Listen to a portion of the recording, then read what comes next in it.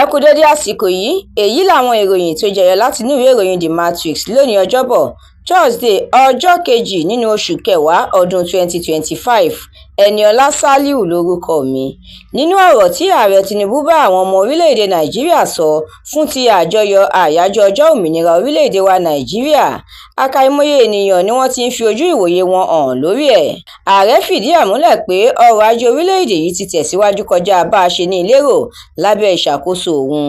Nínú ọ̀rọ̀ Peter Obi, ó ní ìfàsẹ́yìn ti dé bá orílẹ̀-èdè Nàìjíríà púpọ̀ lábẹ́ ìṣàkóso ẹgbẹ́ òṣèlú APC. Àtíkù tiẹ̀ ní kò sí àyípadà kankan bó ti wù kó mọ, ó ní ojú kan la wà bí adágún odò. Ìforígbárí láàrin ẹgbẹ́ Pengassan àti iléeṣẹ́ ìfọpo Dangote tún ti gbọ̀nà míì yọ o. Ẹgbẹ́ Pengassan ní kì í ṣe wípé ó wu òun láti fòpin sí ìyanṣẹ́lódì tóun kéde rẹ̀, ó ní òun kàn ṣe é láti bọ̀wọ̀ fún ìjọba àpapọ̀. Wọ́n ní tí iléeṣẹ́ ìfọpo Dangote bá kọ̀ láti ṣe ipa tiẹ̀, àwọn máa bẹ̀rẹ̀ ìyanṣẹ́lódì padà láì ṣe ìkìlọ̀ kankan rárá.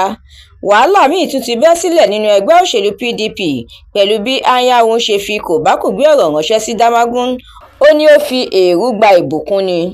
Ìjọba ìpínlẹ̀ Èkó àti Peter Obi ti bẹ̀rẹ̀ ìforígbárí látàrí ilé ìtajà Trade Fair tí wọ́n wó. Ààrẹ Tinubu ti ṣí gbọ̀ngàn àṣà National Theatre lẹ́yìn àtúnṣe rẹ̀, ó ní kò sí iyì tó kéré jù fún ọ̀jọ̀gbọ́n Wọlé Ṣóyínká. Ìjọba orílẹ̀-èdè Amẹ́ríkà lórílẹ̀-èdè yìí ti di títì pa lẹ́yìn tí ilé ìgbìmọ̀ aṣòfin orílẹ̀-èdè yìí kọ̀ láti fẹnukò lọ́jọ́ Ìṣẹ́gun ọ̀sẹ̀ yìí. Ètò ọrọ̀ ajé ìpínlẹ̀ Kánò tún gbẹnu sókè sí i láti bí ọdún mẹ́rin pẹ̀lú tírílíọ̀nù 6 náírà. Ìròyìn eré ìdárayá.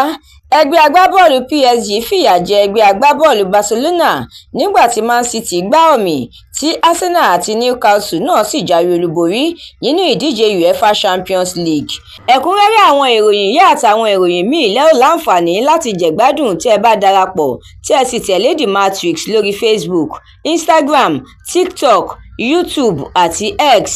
Àdúrà mọ́mi Balógun ló ṣe òǹgbùfọ̀ ìròyìn yìí. Ẹniọlá Sàlíù lórúkọ mi.